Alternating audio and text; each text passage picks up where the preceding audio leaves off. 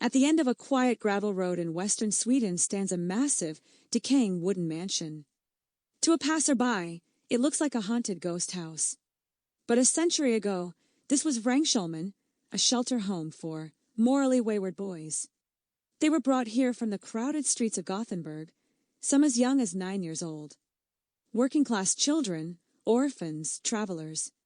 Society labeled them delinquent. Vrångsholmen promised to save them through hard labor and Christian values. Instead, it broke them. Step inside, and you can still feel the anguish in the walls. High up in the attic sits a tiny, windowless isolation cell. 9-year-old boys were locked in total darkness for days just for stealing a piece of candy or begging for snus. The rule was absolute submission. Authority was never to be questioned. When a gentle woodwork teacher was caught comforting a crying child in the dormitory at night, he was instantly fired on the spot. Empathy was seen as treason. Look at the records from the 1920s. Meet Sune Andreasson. At 9 years old, he was placed here. In his file, doctors call him a morally deficient psychopath, the son of a poor, alcoholic father.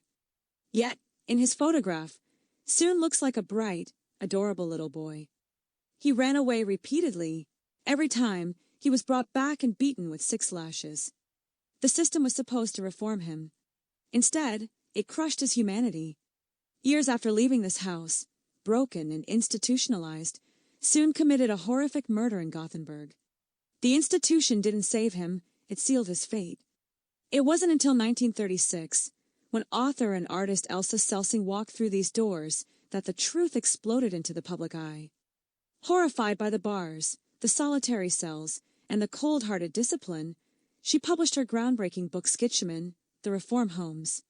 Her courageous exposé shocked the nation, sparking a fierce political storm. That very same year, the Swedish parliament seized control of all reformatories.